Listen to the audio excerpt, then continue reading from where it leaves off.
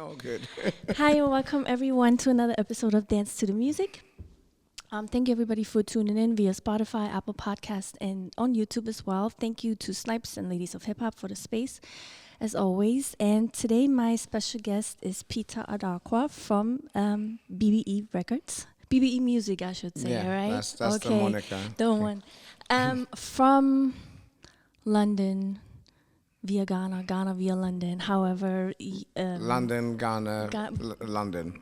London. All I right. was born in London. You was born. Let's just start right there. Let's jump right into it. So first of all, I do want to say BBE Music is such a legendary label institution. I would call it at this point. So I would just want to say congratulations. Make me sound really old.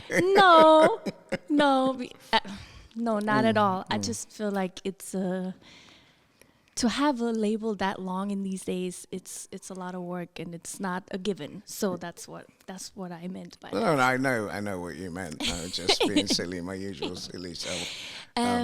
So yeah, you said you're born in London. Yes. In your family's from Ghana. Yes. But I also, if I'm not mistaken, you spent some time living in Ghana as well. Yeah. So right? my parents split up in 1975. And my mum took me to Ghana, and I lived in Ghana until I think 1983, and then came back to London. Okay. Yeah. What kind? I would have to date you again, but let's ask the question: what kind of years? How old were you when you spent the time in Ghana? I just want to see how. I was born in 1969. Okay, well, he's given us all the information. I didn't ask. Yeah, I'm not going to give you month and dates and stuff. Just No. But yeah, so I was 5. I remember celebrating my 6th birthday in Ghana. Okay. So I've watched some previous interviews with you where you mentioned that your mom was on the soulful side of things, a lot of American soul, if I can describe it as primarily, that. Yeah. Were you automatically then a music head always growing up, or was that just something that was there but you didn't really think about it? Well, my dad told me a few years ago that when I was 3, when people come around to the house, I'd get up my stool, grab a record, and put it on the turntable. Okay. With 3 years old, you knew how to use the record. Apparently. See? He didn't tell me this until like maybe 2 or 3 years ago. Okay, wow, that's crazy. So I guess somehow. Natural. Yeah. Natural. Okay, so if I can say, we're also career-wise, right? To my knowledge, you spent your life with music as a whole. Were there other career options on the table at some point, or were you always like, I want to spend my life?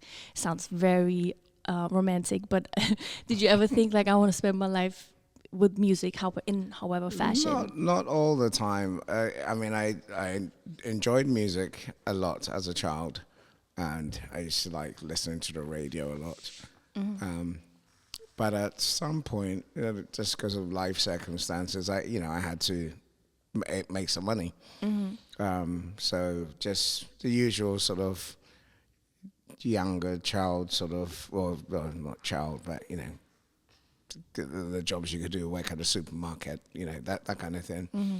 And then I worked in a clothes shop and a shoe shop, but that was just to supplement sort of school time. Mm-hmm. And eventually I did work briefly for the tax office. Oh wow. Okay. Yeah. VAT enforcement. Yeah. Oh, wow. It was just sending horrible letters to people. It was a really horrible job. And I feel really even worse now mentioning this out loud.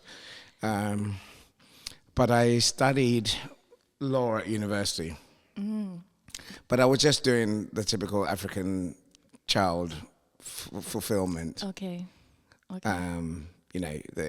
Most of them expect you to be an engineer, doctor, lawyer, or accountant. So I've heard, yes. Yeah.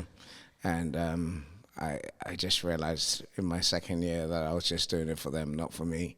Mm-hmm. I was kind of doing parties by that time.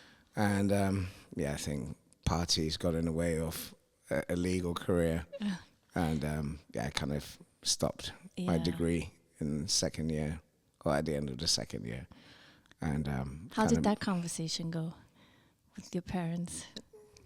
Wasn't really one. You know. Okay. It just happened. All right. You just said you was doing parties. Do you mean you were DJing the parties or organizing? Or Organizing, both? putting on events. Ah, okay. So it was, I mean, I started out doing house parties, and I think that's, very irresponsible, making lots of noise. But it was an easy way to kind of build a following, as it were. And then I slowly started doing a couple of club things. I hired a couple of venues and sold tickets, that type of thing. And then, but in like a first proper sort of club night in London, in the London scene, was a place called the Good, the Bad, and the Ugly. And it was in Holborn in London. And that was my first sort of proper outside of things that I was doing with other DJs like Norman J or Brian Norman and other people DJing. That was the first proper in the scene place that I did. That wasn't just like a bunch of random friends and strays. How you said you build a crowd with organizing the parties, but how was it difficult to approach venues specifically at that time to just like, hey, I'm such and such, I have a few people that come to my party, can we throw an event here? I'm just speaking from a perspective of today and from New York, and sometimes it's not that easy, so I'm wondering how it was back then in London. I think it was harder in the earlier on in the 80s. Where I think, the sort of traditional rhetoric from club owners is like, black people don't drink. So they just come to dance, they drink water, and we're making it on the bar. So, they weren't really giving the venues to certain people. And I guess I'm trying to remember. I think a couple of places were places that belonged to friends of mine. So I didn't at large experience, that. So if it was a friend, it was like, okay, come and do something. I've got the space. Nothing's really going on. Do you want to do something? You like music. Maybe you can do something here. Got it. Okay. It was more that. And I don't know if I don't know what would have happened if it had been the other way around, or what that would, how that might have affected. There are definitely places I went to that people were like, no, it's all right, mate. Okay. Yeah, don't call us, we'll call you type thing. There was definitely a few of those, but not anything that was enough to kind of be that much of a hurdle. Got it. Okay.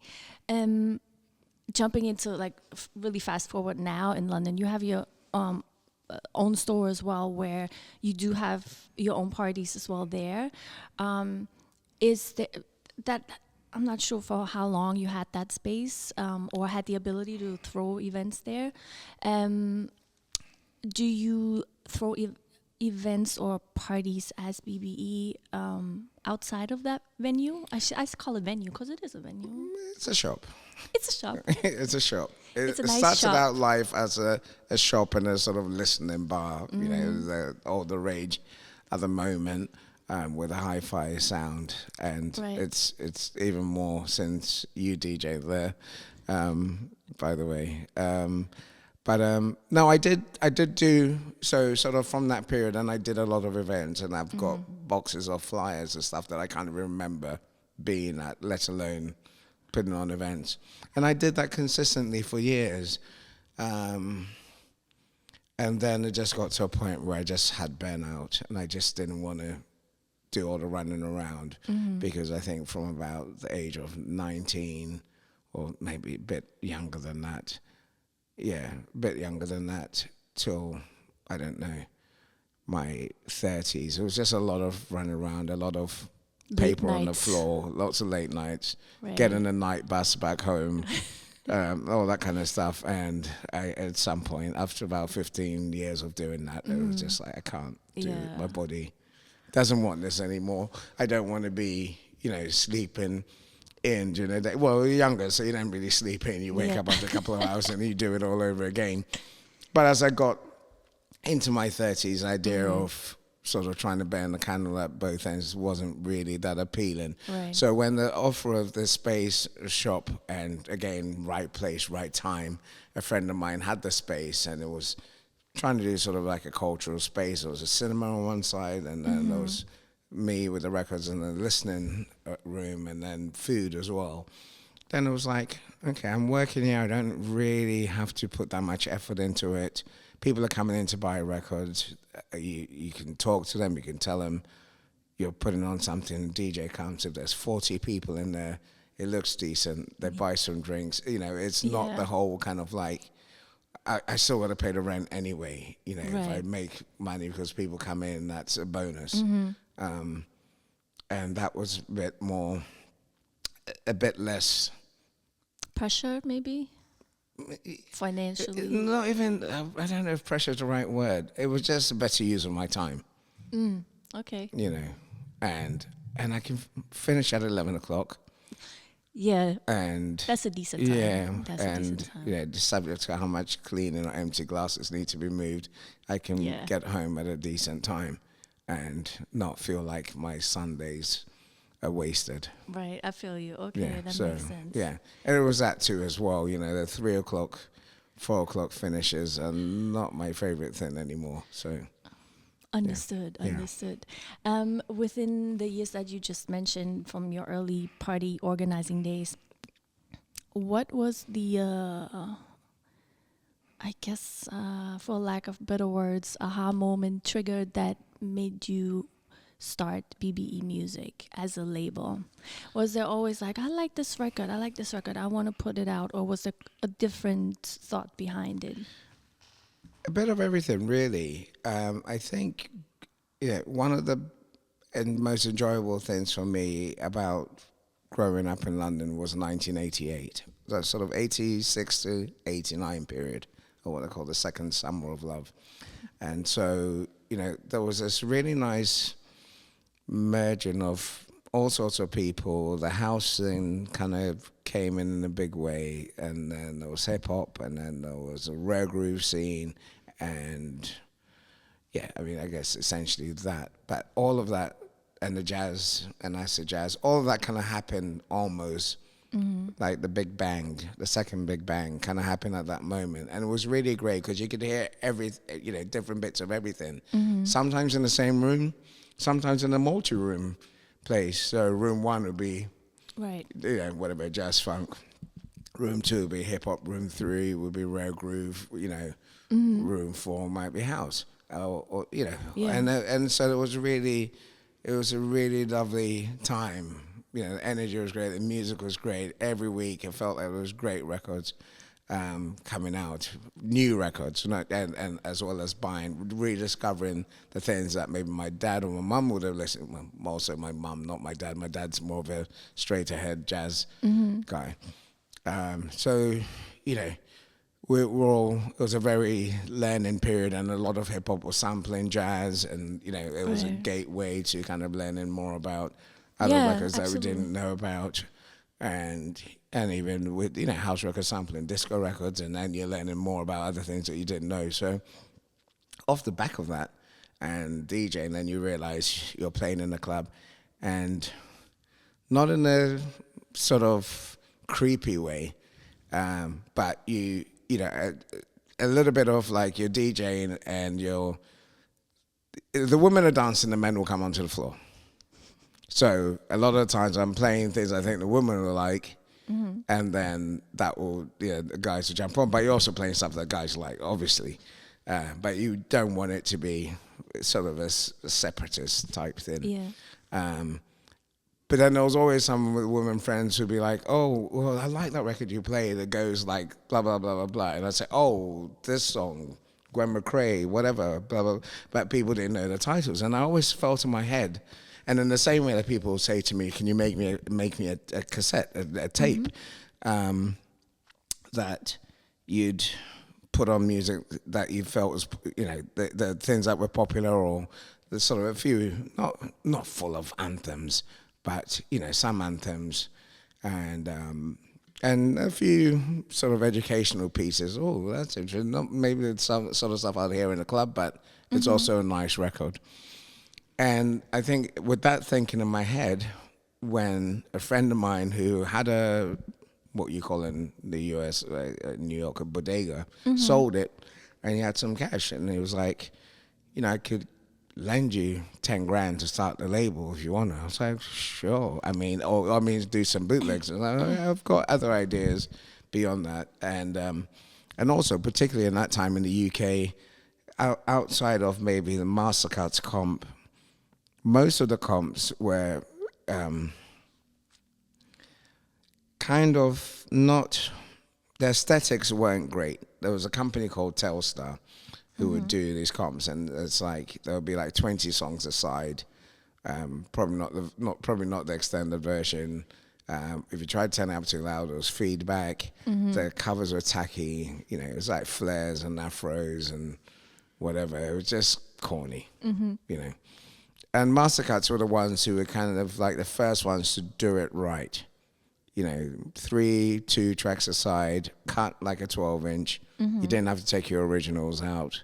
So I stole a bit from them in that kind of side of things. I thought, okay, this is the way to end. And then when I finally did the first compilation, which was compiled by Bob Jones, Stop and Listen 1, that was kind of a bit of a roadmap to follow in terms of what they've done. It's just no one can put out everything, so there's always songs that they hadn't done.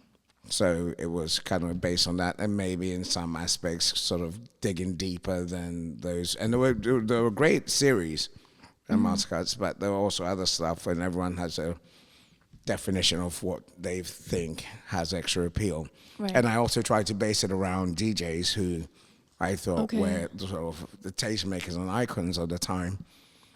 So with that in mind, already before my friend offered me the money, I kind of knew that if I ever got to that point, that would be something I would do. And I'd been doing some promotional stuff for different people, Masters at Work and stuff. So, mailing out records for them. I mean, sort of alongside what I was doing. So, I knew most of the people, the tastemakers, and I knew a lot of the DJs. So it was like, press out the records, get it to them, and they play it. Then the people will come, and then do events and at different clubs. It's stuff that is generic now, but not everyone did it. Not for compilations that people didn't do those things in '96 when I started the label. Yeah, and also the promotion itself was a whole different story, right? I mean, you just said you knew the people, you had the network already, as far as I can tell from you telling the story. But it's not like you go online and you post it on you Instagram. couldn't do that. It takes a whole... It's so weird to think that you couldn't do that in 1996. Yeah, whole email. I don't even know if email was around. Well, there was dial-up. There was dial-up then, and I remember with the first compilation, I sort of got the track listing from Bob Jones, and then I sort of got the Yellow Pages, another thing that's a relic now, and look for people's numbers, or the directory that had a phone thing that you could call to and get, Sony music, please, and then put you through. So which department do you want? The licensing. I'd like to license a track for a compilation. What do I need to do? Well, you need to send us a fax to this number, wrote the number down, went out, bought a fax machine, bought a computer, bought my first Apple computer. It was like a 1.2 gig hard drive. It was a ginormous, and it took up the whole desk. And, you couldn't save... you couldn't save an album on there, really. That's wild. And just stuff like that. And and a fax of all things, And then it was easier to send a fax to someone than it was to probably send an email. Or they wanted something more formal. You couldn't send it. I don't think you could send a PDF, or if you could, it would take forever. Yeah. So, yeah. Good old days. Yeah. When you start, did you have any to imagine, or I don't know how I should ask that question, but what was your initial goal? Just see, let's put this one idea out that I have, or did you have any bigger goals? What was your Well, it's vision just in that sense. observation. You know, there was a Police Academy 1, 2, 3, 4, 5, 6. You know, there was Rocky 1, 2, 3. Yeah, you know, there was whatever Star Wars. So you already in your head, you know that there's a way to build things in the series, etc. and stuff. And then, you know, as fate or have it, or anything else, if you don't try something, you never know what will happen. True. If you try it and it sort of resonates, and then, you know, if you put things out there into the universe without sounding too sort of whatever you want to call it, that, you know, some things come back. Right. And so just doing that, talking to people and other people, I've got an idea. And okay, I'll engage you. I did a handful of the early compilations, Strange Games and Things, and I did one on Muse and a couple of other things that I did, Beats and Pieces, Volume 1, 2, 3, and stuff that I did myself.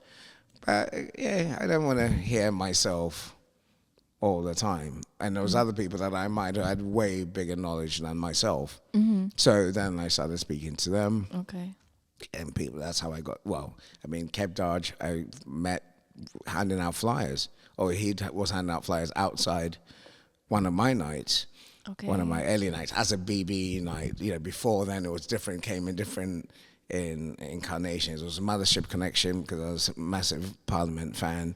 Okay. So that was one of the first parties I did. And before that built, you know, the speakers and all that kind of stuff. And you used to carry the speakers to, little halls and stuff, and then do parties that way. So as a BB, doing an event in Tottenham Court Road, and then this bald guy outside handing out flyers, telling me he's doing a funk night. I was like, yeah, sure, check it out. You know, it's just the more, you know, if you have a community you can build and you can rotate people. And I got there and he was playing all those records. I knew maybe one record, and it was just like, wow, my mind's blown. There's all this whole other world of funk, whereas I'd come more from more Parliament sort of, you know, cameo, that sort of type of thing. Right. And the odd sort of, you know, sort of southerny type funk things, or sort of deeper cuts. Yeah. But not on the stuff that I had kept playing, and rare soul or modern soul or whatever adjectives they call some of that music. How you have, it's impossible for me to go through the whole catalog, but there's so many records that have been released to this day on BBE, and also within such a broad or big variety of, I guess, genres you would call it. Today, after so many years, what is the main, I guess, I want to say criteria for you to say, this is what I want to do, or this is what I want to put out? And also, like, how are there more ways than one for how a record comes together? Like, do sometimes artists come to you, hey, can I put this out on BBE? Or is that mostly you that reaches out and is like, hey, can we do this? And the both ways that you've mentioned that happens. So in the beginning, obviously I was trying to build a name. I approached a lot of people, Louie Vega, Kenny Dope, Jazzy Jeff, a whole bunch of people. And then that led to more people, and Giles and Patrick Forge and Kevin Beadle and a whole bunch of other people, and especially, well, UK scene and internationally. And so it was, I think it was just before my 30th birthday, Kenny Dope came to stay at my house. And we went record shopping and stuff, and we were talking, and it was like, I think if you want to do like original material, which you should soon, I could do an album for you. And unfortunately, that album didn't happen, but he introduced me to Dilla, for example. Kenny Dope was the person who introduced you to Dilla. Yeah.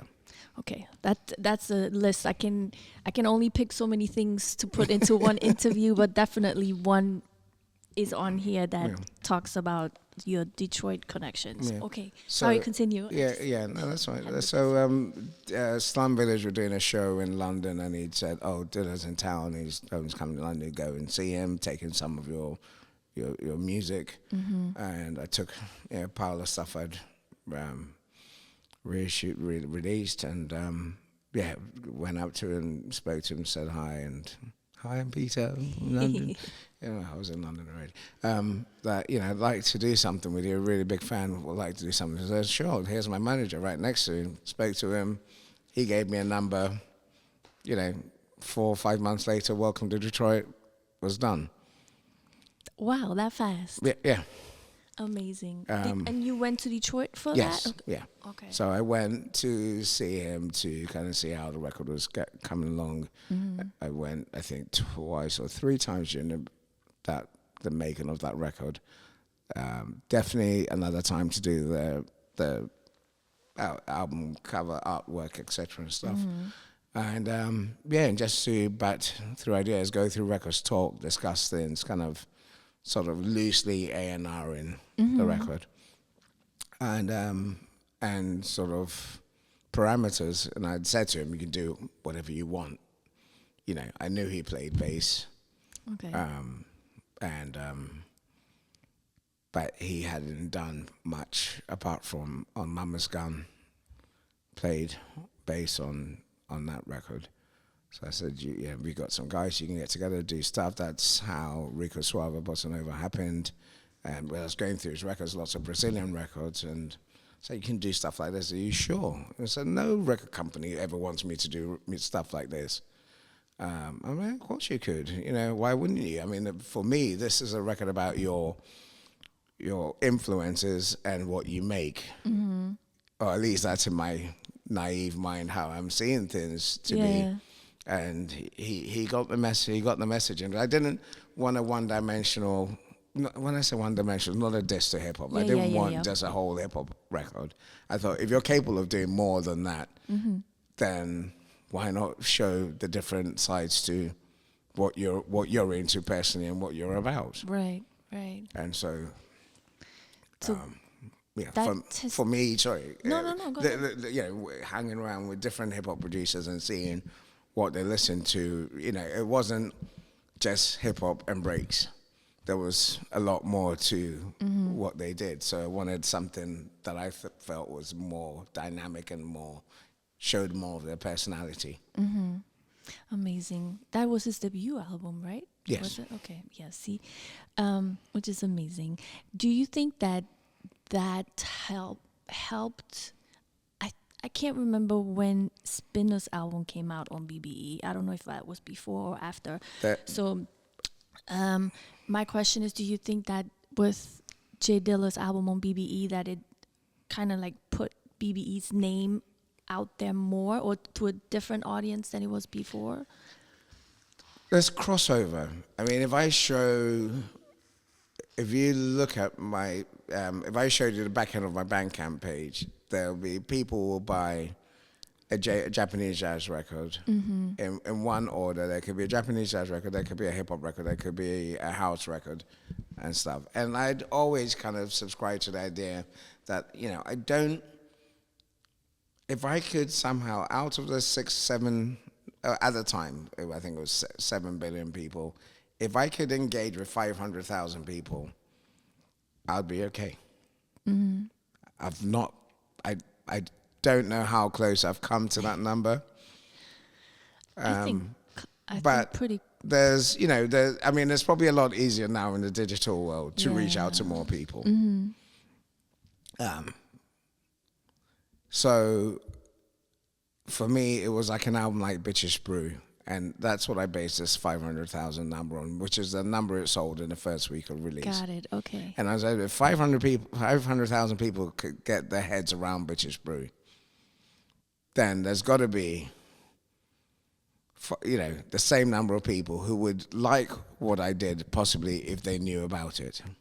For sure. I don't know how accurate that number is. It's just a wishful number in my head. Well, I don't know what the metrics are, how you measure it. Maybe now, obviously, digitally, you can track it You would Differently, admit, I don't know, yeah, but yeah. I'm sure there are ways. That's amazing. So I didn't know that Kenny Dope was the person who put, if I can say, put you on to Dilla or introduced you. Yeah. And to Jazzy Jeff. And to Jazzy Jeff. Yeah. So And someone else I'm trying to think of. But yeah, he's been a good conduit. Yeah, in my life. is again, there's so many genres, and I'm not knowledgeable enough to talk about all of them. But besides the people that you just mentioned and more hip hop albums that came out on BBE, there's a lot of, I guess I call it dance records, house records, right? So you just mentioned Kenny Dope and Louie Vega as well. There's Ocean Lade who released stuff, and like remix projects, or I know of the Roy Ayers remix project, where there has a bunch of it's all remixed by different producers. I think Phil Asher was on there too. I'm not sure. So on that house, let's call it house side of things, what were the first, doesn't have to be the first, but like some of the first projects or artists that you worked with, and how did that come about? Besides, you just mentioned Louie Vega and Kenny Dope. Yeah, so Spinna, sorry, I'm just going back to the thing you mentioned about Spinna. So another one that when I finally got to meet him, and then it was like he was playing right across the board. Right. And I was like, this is what I love. I don't, it's great you go and hear someone play a set of whatever, but, a lot of people play different things. The first time I met Marley Marl was at the shelter. Well, he met me there, and then we went in, and he was like, I haven't seen Timmy in years. But then, there was still an element of, like, genres not necessarily crossing over, but there was some of that too in New York at some point. Right. It just got to a point where everything, a bit like American society, got segregated again. Yeah. And then it wasn't, as much fun. If you want a house music, you go to a house club. If you want this, you go to that club. But you rarely had the two things mixing, even though the more people I spoke to, the more I found out that they also had varied tastes. True. So why can't we all kind of get along sort of type thing, Right. But yeah, and then Spinna I knew through his Basement Chemist projects, and I licensed that for a comp that I did with Kenny, a Hip Hop Forever comp. It was like a 5 vinyl box set then. And then I met Spinna, I hang out with him more, read out what it was about. We love the same food, we do the same things, we're like 2 peas in a pod. It was like great. So, then it was like, okay, you've got to do an album too. You've got to do an album. If you can work it out financially, then let's go from there. And then, again, with the artist album thing, it started with Kenny sort of saying about that. Then I kind of had the confidence to think, I can. I mean, I guess in my head, I started in the comps and reissues, and it was like BB15, if I remember rightly, was the first Louie Vega comp on BBE. So it wasn't that far into the start of the label's life, or was it 13 or 15? In the early teens of releases. And then that was more kind of like a disco house sort of type of thing.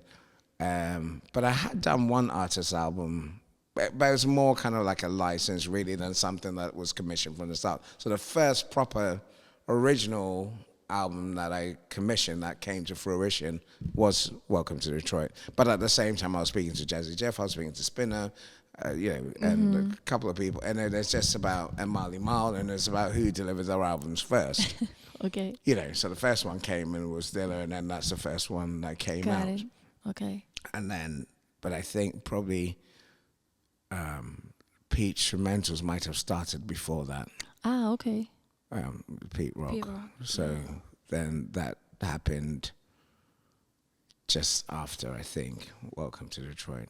But I think, but it definitely was the kind of thing, Dilla's was the one that kind of made people think, what do I do now that this is out? It's kind of like throwing my ideas out the window. I've got to think about how I do stuff from then. Wow. So again, I mentioned the, what is it, 27, 28 years now that BBE? 1996. So it was we're into 28. the 20, So 28th year. Yeah. almost 30 years. Yeah, which so I have is- to start thinking seriously about 30th anniversary stuff.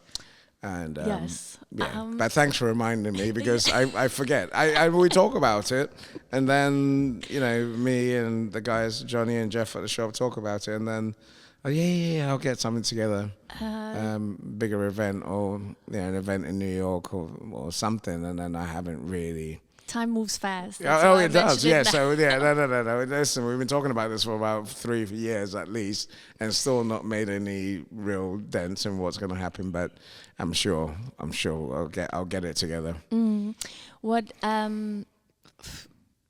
talking about the current times. I'm skipping all the years because it's impossible to talk about all of them. But one of the questions that I have for you is if people, younger generations or artists in general, want to release music these days, it's generally considering easier than it was almost 30 years ago, Yeah. right? Especially digitally. Yeah. Digitally, everybody can put stuff on Bandcamp. And what do you say is the advantage of a label as BBE, even though I don't think there are many as yours these days, to put out music through your label? Not just specifically through yours, right? Yeah. But for The- what's the purpose? What's the Right. benefit of going through a label? The reason I'm asking is also I interviewed Muscle Cars Yeah. for the spot, and their debut album is also coming out on BBE Yes. Records, BBE Music. I'm sorry, and but I do know that. That was off camera. I spoke to Greg and it was like, yeah, our album is coming out. And in my head, because they have their own label, in my head, I'm thinking they're putting it out on their own label. And then they said, no, it's coming out on BBE. And I was like, oh, wow, this is interesting. And I'm not, not to spill the beans on what the conversation then said, but I'm interested in, even though they have their own label, they're putting it out on BBE Records. That is much more experienced and probably have more, what's the word, avenues to... Well, it's not so much about more avenues. I mean, I think there's still a little bit of goodwill for the 28 years that I've been around. And I think there's sometimes, we're tribal at the end of the day. Right. So sometimes people want to create their own tribe and do their own thing. Sometimes people want to partner with different brands, and you strip it down to sort of basic descriptions. That's one way to look at it. Plus, I think fortunately we got on, during sort of talking. They did a remix for BBE on the Jazz and Over project, which I really, really loved, and I thought they did an amazing job. And they sort of proposed it to me that, they've got an album, would I want to put it out? And I said, sure, I'd love to hear it. If it sounds anything as good as your remix, then I'll definitely be interested. And sort of like backtracking to something that you asked me earlier on in terms of different ways to put out a record. Yeah, I can commission things, or sometimes you get lucky, people come to you with a great idea, like the Audrey Pond record, which I most often when I get music sent to me or offered to me, it's like, oh, I'm a 13-year-old rapper from Texas, I'm gonna blow up and I'm gonna change your life. I'm like, okay, great. Really, you get... Tons of them. Okay, I'm sorry. I don't know why I'm so surprised. Tons of those type of emails and stuff, and it's like, you need to put me on this, that, and the other, and like, if you say so, and then you look at the page, it's like one follower or whatever and stuff. It's hard. It's a very hard time, even though it's so easy to put your stuff out. It's a really hard time to become visible. Yeah, And that's interesting that you say that, because again, like the way you just mentioned, you would assume that it's so much easier because we have all the not all the platforms. Who knows what's coming next, right? But compared to 20 years ago, there was no platform for you to just tell people who you are in front of all MySpace. Yeah, but even before that was a joke. That was a joke. but even before MySpace, there was, you know. There wasn't. So, you know, you had to build up your brand and do events and, you know, sort of speak to people. But now it's so different because very few things move the needle. And then there's a sort of a different game of influencers and all that kind of stuff, which you just never know whether it's just luck, whether there's some sort of other money behind it to make it work, or did they really break the algorithms? It's hard to say. Or accepting that the music I do is mainly niche. And so there's very rarely ever going to be something that's going to sort of all of a sudden find itself in the top sort of charts. I've had one record in 28 years that's gone into the top 40. Which one was that? Mark Ronson, Just. I did an album of Radiohead covers, and that was the only song that I've ever released that went top 40. I see. And everything else is just like, yeah, there's been some interesting stuff. It's sort of big in our little scene, but not. Yeah, the fact that for me, I don't know what it says about me or the way I think, but the thought of the charts hasn't even occurred to me thinking about BBE, because it's just like such a legendary name and just based on the projects and the artists that have been released. So it just stands for quality in that sense. So that alone is, I don't even want to say enough, but for me to then think about, has I been in the charts? That's not, I don't even think that way, but I understand that you as a label owner, I'm sure that is a thought eventually at some point. It was exciting when it happened, I'm you sure, know, yeah. but it just kind of makes you, in a way, you've got to understand what's going on in and around you. I don't live in that much of a bubble, and you know, and it's nice to pay your bills. So if you have something that does well, you can carry on doing what you're doing. So that's important to make money at some point, but it's not something that happens all the time. Right. So you've got to juggle everything you're doing to make it make sense.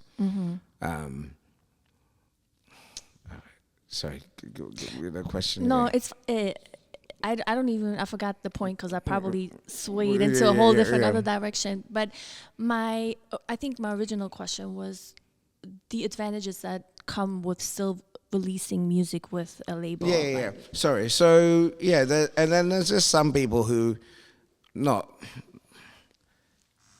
maybe lazy, maybe disorganized. All is possible. All of the above, but a lot of creative people need managing. A lot of them. So it's hard enough them actually making the music and getting it ready and getting it to you in whatever time makes sense for both parties. There's another thing expecting the same person to get on the phone or email people and chase up press for results and stuff. And somehow society has evolved in a way where it's easier to have a middle person to fend off the outside world. As a manager, you mean? Well, I mean, that's kind of like the admin, you know. Yeah. It's more, running a record label is more admin. It's nothing that glamorous. You know, like I remember one time my car insurance expired and I needed to get new insurance, and an insurance company put up my insurance from £400 to £2,000. And then I said, why was that? And I said, well, maybe one day you might be driving George Michael around and you get in an accident. I said, one, George Michael signed to Sony. Two, I wouldn't be putting out music with George Michael or hanging out with him. Sure, he's a very lovely man, but I didn't know him. I don't hang around with those kind of like A-list celebrities, you know, not because there's anything wrong with them, you know, I just don't, it's just not what happens in music. It's not a blanket career where we all know every celebrity in the game. And with that, I gave away my car and I've never driven since. Oh, really? That was the reason. Oh God, I wish I could talk to that agent. I don't like being in the car. Well, I mean, I don't mind. I have to get in the car, but I don't. You don't drive. I don't. Your own. I don't want to pay parking tickets or whatever stuff. I hear It's that. a lot easier. You can just wave the Uber driver goodbye. Such a great invention. Or the train or whatever. Yeah. What do you think? Would you say art right now after all these years of COVID and Brexit? What are some of the biggest challenges for BBE or like running a label? Well, with Brexit, mainly duties, price hikes. I mean, and that's kind of that with the pandemic, it's a double whammy. The sort of small-minded nonsense of people who felt that would be great for the economy, which has turned out to be an unavoidable disaster of, trying to some sort of separation and thinking you can align yourself with other people who don't really value you as much. At least that's my perspective. I'm not saying I'm right, but I'm probably close. Yeah, I think you're right. And so that's made things difficult. It just means that now we're probably getting more returns than ever because people buy stuff on Bandcamp, and the way that BBE works is that it's distributed, funny enough, by Sony. After all I just said, and but I facilitate all the Bandcamp website and Discog orders from the shop and trade orders for people who can't open an account with Sony, can't afford an account, don't want to open an account with Sony. They can buy directly from the shop. So we do a lot of trade orders, etc. and stuff. But a lot of the stuff that goes out onto the continent, Germany, France, more so, the record arrives. They get a letter or email telling them how much duty they've got to pay, and then unfortunately, a growing number of people just don't pay the duty, and the records come back to us. Oh my! So you, as somebody who buys the record who's not in the UK, you don't know how much duty that's going to be. They just nobody knows. Nobody could tell you an exact figure. It's not an exact science, and I think they only do spot checks. Because I know this because I ordered a record from a friend of mine in Holland, Michel Klankhammer, who's done a couple of comps with the label, just a shameless plug. He has a shop in Holland. And a record came to my house. Well, it didn't come to my house. I got a letter saying I had a record from at the post office to pick up, and I had to pay £75 duty. So I just ignored it. The record went back. I had him post the record to me again at the shop, and it arrived at the shop, no problem at all. So it just really depends on whether they pick one out of every packet and decide to check it and add duties or not add duties. That is wild. So it's not just records, it's whatever you want to buy and ship, clothes, whatever. And that never used to be a problem before. Right. And then traveling was a pain for a bit. Staying in another country for longer than 3 months was a pain. Just stuff that kind of mattered to me. Maybe they matter to people who just sit at home and eat fish and chips every day, or beans on toast, or whatever it is. Sorry. Yeah, I agree with you. I didn't mean to be rude, but it's just kind of like, if you're an idiot, people will be rude to you. Yeah, no, I always remember, and it's the similar in any country that votes in that regard. It's you can tell where it's voted like that and who the demographics of the people who vote like that. So, it's unfortunate to say the least. Yeah. So there you have it. So do you think? I think apart from duty, I'm sure there was something else. I think it was just the perception too as well. Even if it wasn't in reality, there's lots of people just like, what, I'm just gonna stop buying stuff from the UK. Lots of people like, I used to buy a lot of stuff from Juno. I don't order anymore. If I'm traveling, maybe I'll go to a shop and buy stuff. But if I'm not, I'll try and find it somewhere else. Got it. Do you see based on that, do you see an increase in like digital sales or like Not even really. stream? Not Like I don't know really, how much because streaming for you. streaming is important for me. Yeah. It's hugely important for me. I do probably about, on a monthly basis, 50% of my income is about streaming. Oh, wow. 50% of my income is about physical. And more often than not, the digital is slightly higher than the physical income. Mm-hmm. And also the other problem is shipping costs. So with the sure. pandemic, the shipping costs got higher. And you know, once those kind of prices go high, they never come down. Right. Like a stealth tax, like they have on cigarettes and alcohol, because people will always drink and people will always smoke. And so the governments tend to be able to charge whatever they want on them. Mm-hmm. And people will still pay them because there's no way around it. Yeah. And so considering that, right? You said streaming is a great part. I don't have income in streaming, but what I hear is that there is artists make very, very little when they from streaming. It's not So great, but how do you see a trend going, or like what is the income based on? Is it like a percentage, a kind of similar percentage every month, or do you like really observe it to kind of foresee or see where you can counterbalance or do things according to? it's hard to make that comment on artist per artist, and I with some see. people it's just harder. All I know on my statement that I get from Sony every month is that maybe about somewhere between 50 and 60, occasionally 70% of the income is streaming. Very rarely is it that the physical outweighs the streaming. Got it. Okay.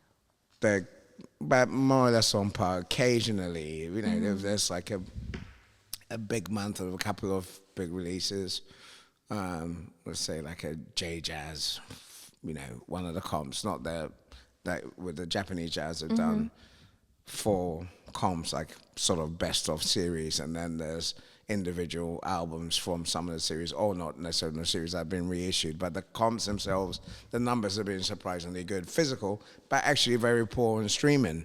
But I think that's just that demographic of people who don't probably choose to stream records. I think they just like to buy actual records and listen to them. But the streaming numbers are not that great for jazz, I notice, in general. Or the kind of jazz that I've been releasing, you know, it doesn't seem to be you know, very popular in streaming. But it just really depends on the record. Sometimes you get a random thing, like something happened recently. One of the Japanese jazz things, I've just said, don't generally, as a rule, the streaming numbers are low. But there was something with you get like a notification, this track on the album Push has increased 200% on my Sony app on the phone. And it turns out there was a playlist on Amazon called Jazz for Cats. Okay. And this cats are the biggest thing on the internet. Oh my goodness. That's the only line I can add to that comment. That is so. I don't So even know what to say. if you're doing jazz, try and get your song on Jazz for Cats. Jazz for Cats playlist on Amazon. See, the thing is, one of my questions is like, based on all that we just spoke about, right? I would have asked, or I'm still going to ask you, what advice would you give somebody who wants to start a label today with all the technology and all the ups and downs, all the things that you've experienced throughout your journey? And then you come with the Jazz for Cats, which was completely left field for me. As an example, right? You don't know. But to all jokes aside, like, what is maybe 1 or 2 things, the most important things that you would tell somebody to starting out or like releasing? Look closely at your costs. Try and build, if you have a team, try and build a good, strong team of reliable people around you. Trustworthy people. And always look at your costs, because effectively, you know, if you spend £1,000 on something, you probably need 1 million streams to make that money back. Right. And if you press up records and you get the price wrong, or you don't work in your profit margin, you won't make your money back if you do sell those records. If you do sell those records. It's difficult. Would I say to someone, go ahead and do it? People will say, you're being a killjoy if you'd say no. So I'm not going to rain on anyone's parade. That's not my place to tell anyone what they should or shouldn't do. Yeah. You just got to be careful that you don't make obvious mistakes. But like anything in life, there's no guarantees that anything you do will sell. Right. It's probably better to be lucky than to be good. Yeah. But in a way, you say you make your own luck too as well. Yeah, sort of choosing carefully. Yeah. Or just the right place, right time. Yeah. Those things are like those things that you can't quantify are the better things, or the things that will get you through. Yeah. Also, you'll never know until you do you it. Try it. You'll try. Yeah. But just make sure you tell people about it. If you kind of try and keep everything under wraps and not share information, or not good with posting and sharing information, chances are you might struggle. There's only one sort of Moody Man out there for everyone that's trying to be cool and this is only for the heads or whatever. Or being mysterious like it used to be, and it probably still is to a degree. True. When it comes to Mr. Dixon. Yeah, but he does have an Instagram account. He's still on Instagram, It's not exactly. like he can take himself out of it. No, exactly. And sense. And even him, he's doing the things that, I never thought I'd see him do. Yeah. Yeah. I have one question here that, based on an interview that I've watched with you, where you tell a story of how you, your first Roy Ayers release, I don't know if it was the first one, but how you walked into his apartment. If I remember correctly, it used to be James Baldwin's apartment, which is crazy correct. On itself. Yeah. Right, and then you saw the tapes, and then some of the tapes, or like part of what was on the tapes, I guess, made it onto the release. What I'm actually getting at is a little bigger. The question I'm imagining, like I'm using this as an example, but I can also add J Dilla's story, how you went to Detroit. Throughout those years, I'm sure you have like memories, things that happened that are in your head, but nobody has, that are still part of the process of releasing the album, but nobody else knows because it's just happened along the way that you met the artist or like went to the studio. How do you, and I also say that because these days when things happen, everything is automatically like shared instantly, kind of like in real life, and if it doesn't happen on the gram, it doesn't happen, kind of thing. How do you think about those memories and archive those memories, and how do you what do you do with them? I'm just imagining like a whole, it's like chapters of books that are in your head. No, I'm not going to write a book. which no, I didn't ask that. No, I'm just saying that was a lot of words. But lots of people keep asking me about that. I'm sure. But that again is a joke. But it's one of my biggest regrets is that for all the nerdy stuff that I think about and stuff that I didn't have that kind of a plan. It wasn't about, oh, look at me doing this. That was, that's something, not saying it didn't exist before Instagram, because if you look at, Blue Note and stuff, they archive their stuff really well. There's lots of good photographs on people and people involved in the label, or if you look at the life of, Quincy, for example, like that big celebrity, so of course life is much more documented, but it kind of like strikes me when I watch things like Muhammad Ali documentaries, and like he probably one of the most photographed people in the world, his career was very heavily documented, and I wish I'd done something like that for some of my journeys. But, I also don't think of myself in that kind of, not trying to compare myself before anyone start, says that, that's what he's trying to compare. No, but it's like to document something because I don't remember everything. And it would have been great that on a lot of things that I did, that I was taking pictures or recording things or keeping a diary, even just simple things like that. Right. And old school. If I just kept a couple of diaries, that would have been really, really cool. Because I really like when Dan Charnas interviewed me for the Dilla Time book. It took a long time for us to kind of get the dates right. I really couldn't remember certain things. The timelines of stuff. I remember some stuff, and then some stuff I completely forget. Yeah. And then someone says something, and then sometimes it triggers something, or I find something in a box in between the records somewhere. And then it's like, I found some pictures of Dilla that I didn't know that I had. I couldn't remember who took it. I didn't know who the photographer was, and just things like that. So it's difficult to do that, but I wish I'd documented things a lot better.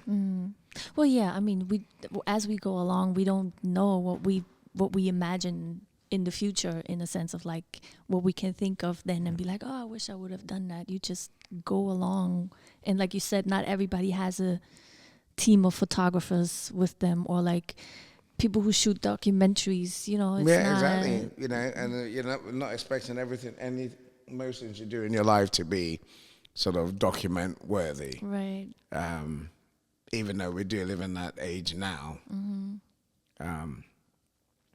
But I wish there's certain things I could have done. Even at the time I was aware of it, but I didn't, like I went to Roy's house and, I wasn't like snap happy. And sometimes you don't want to invade people's spaces that much too as well. Yeah. So I think there's a couple of, pictures of me, going through the tapes with him. So basically, in the case of Roy, he had a production deal with Polydor. And that meant that if he signed a contract to deliver 2 albums, he went and recorded a bunch of stuff, delivered 2 albums worth of stuff. Anything he didn't deliver was his. And he could do whatever he wanted. I wanted with it. And so when I'm obsessed with Roy. And, I one of the sort of, when I remember we bought the album with Mystic Voyage on it, and I kind of felt, I always loved that record cover, and the one with We Live in Brooklyn and He's Coming. And, it just felt like, my record collection had gone up a notch, It was like, these are like some of the my holy grail of records that I really wanted in my collection back then. And then looking at it, and it's actually did the early stuff on Atlantic, and then he moved to Polydor, and then from 1970 to 1980, he released 20 albums. 2 albums a year. 2 albums a year? Yeah. Wow. And in my mind, I'm like, there's no way there isn't stuff that he recorded that didn't see the light of day. I've had this in my brain from my teenage years.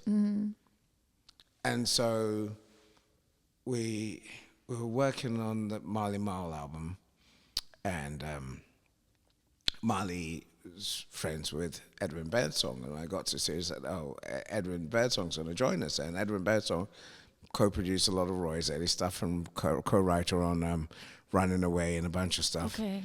And but they'd sort of gone their separate ways a bit, and I was like suddenly thinking, it'd be really good to do like a remake of one of the songs they did together, but then get Roy to play on it.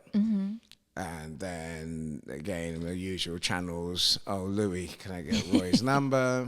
And I'd seen him, but I'd never. Why am I going to get Roy's number if I, didn't really know him? And Louie gave me his number. I called him up, and I said, I'm really interested. Well, first to come and play on this record, and then I thought, okay, once I have him in it, once he said yes, hired the vibes and all the rest of the stuff, and then he agreed to do the song, and then it was like, by the way, do you have, in my mind, imagine that you have lots of music that you never put out. I said, yeah, I have tons of it. I've told Giles, I've told a bunch of people, but no one's ever done anything with it or seen me to do something. It was probably more money than no one asking him. And I stupidly again just said, I'd love to do it. And he said yes. So me and my good friend Kiri came back to New York.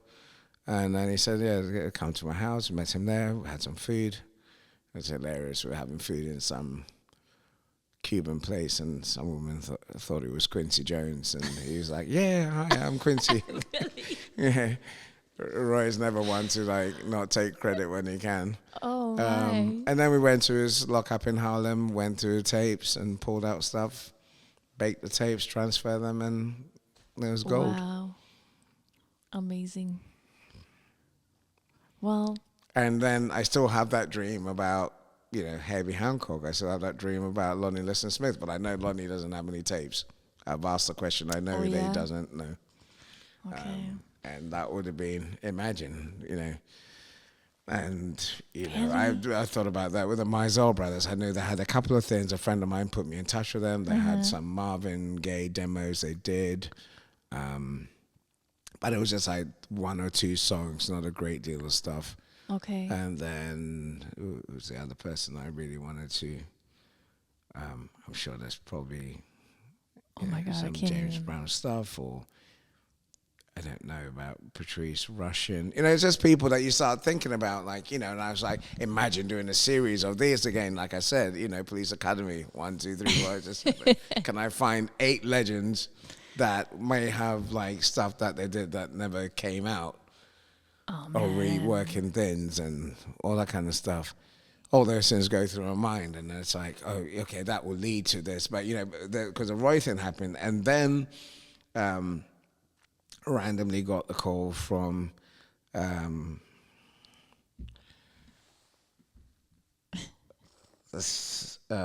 son of the producer of Rumble in the Jungle concert, and he had unreleased Hugh Masekela stuff.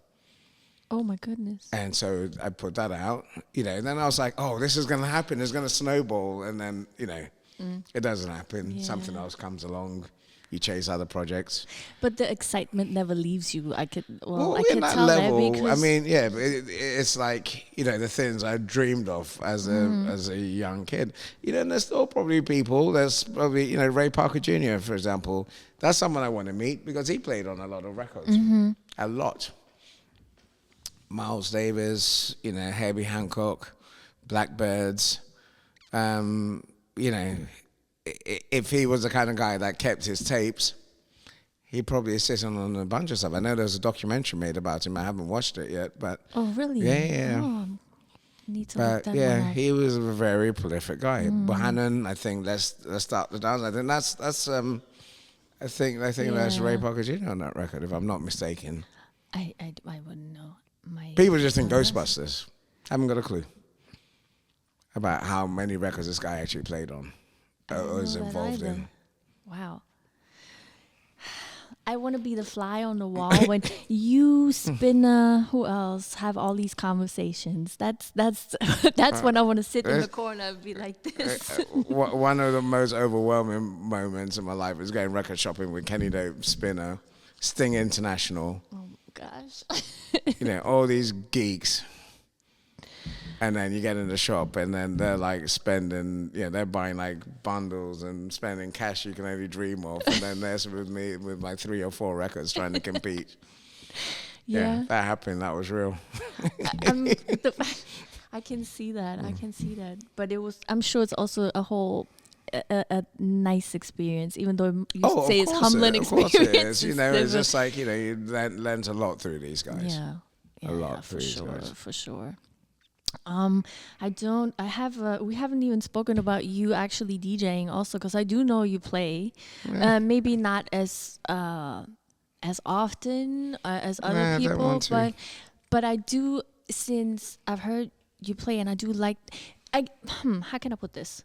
The way you play is BBE. The way you said earlier, like different genres, and you like how people play from here to there. That's also how you play, and I really enjoy hearing you play. Thank you. You're very welcome, and I would like to hear you more often. So I'll just put it out there in the universe. And then also that would actually be my last question before I'll ask you if you have anything else that you would like to share. But one thing I always ask is my guests to share 3 tracks with me that they associate with dance, and that is very broad, right? And it could be any genre, anything that just pops into your head first thing. With dancing, yeah, whether that is you, if you like to dance to it, or if that is when the times that you played, other people, it does not have to be just. I don't know why this came into my head, but it's it's in the title too as well. Benny Golson, I'm always dancing to the music. In fact, I do know why that came into my head, because someone posted it on Facebook recently. For the 12-inch, which I still don't have, but I do have the album and stuff. But yeah, so that's a great record. It also reminds me of like London 1980s. Okay. It's like it's a big people's tune, as some people might describe it. might on the London scene. I guess I need a really good footer, a fling foot track on there too as well, which I guess would be. And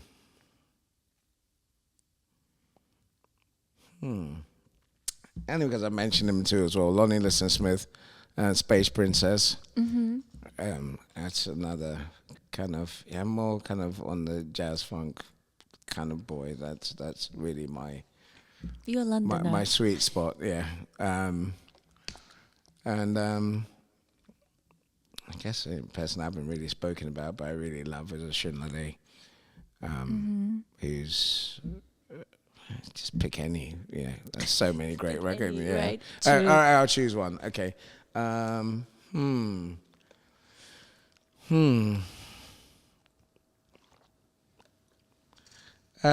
go with Beats de los Muertos, Beats of the Dead. Oh, did that come out on Yoruba? Yes. On your okay. Wait. Duh. It's like a bit trancey, hypnotic sort of. Yeah. Okay, these are dope choices. Before I do, since you're here in New York right now, and people be like, "Oh, what are you doing in New York?" Do you want to share what the not go into detail, but just top the secret. reason why you in the city? It'll be like Mission Impossible, when the tape dissolves and everything. This is gonna come out. The internet will dissolve. Oh, okay. You know what? At this point, I'm like, I would just be curious what would happen if the internet would dissolve. Oh God! Well, Facebook logged out the other day, and everyone freaked out. Yeah. Exactly. But this interview is probably gonna come out in April, so I don't know if that makes any difference. But if yeah. Well, as hanging out with a few friends, Okay, in the I'm studio. not gonna tell you. But in the studio with a few friends, some of whose names I've mentioned today. Okay. There you go. Yeah. Is that? Okay. Oh, can I cheat and add another song? Yeah, of course. Cheat? No, just add a fourth one. Gil Scott-Heron and Brian Jackson. It's Your World. Okay. Okay. So another name you just mentioned. Okay, cool. Yeah. Okay. We could talk all day long, and I could try to get closer to the secret, but we're not gonna do that.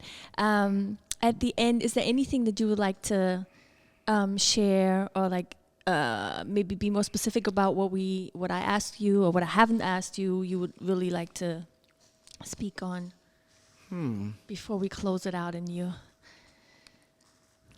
Well, I mean, other than say thank you to everyone if you've watched the show and you knew about BBE and you've bought stuff from BBE, thank you very much. Really appreciate your support.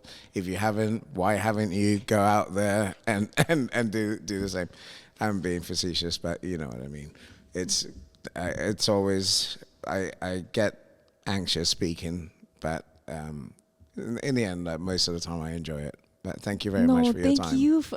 Thank you for your time, for coming out here to Queens and spending the time with me, and me asking you random questions, or like questions that you probably heard already millions of times. They go in a different way and a different audience. Thank you. Yes, and I like to, the podcast is called Dance to the Music, and it's mostly DJs / producers. But I also want to know from a label side, from the part where we get the music from as DJs, right? It's not, especially now, you can just get it wherever you want to, and you don't really. I know people really, they do think about where it comes from, what it takes to put music out, but not everybody really might understand. So especially, or sometimes put a voice or a face behind something. exactly, right? I- A lot of I- people I- know BBE, but they Someone thought I was white. really. Yeah, with a name like Adarkwah. I don't know where they thought I was from. Okay. Stranger things happened. Well, now they know. Now they know. Yeah. It's on video. Yeah. Once again, thank you so much for taking the Thank time. you. Appreciate you. And we'll hear the secret project soon, I guess. Yes, you will. Yeah, okay. All right. Thank you. Shout out to everybody listening. Please hit the like buttons and the subscribe buttons and leave a comment or review on Spotify. Everything is free. You don't have to do anything. You just have to click. As long as the internet is working, please do so. Thank you. Bye.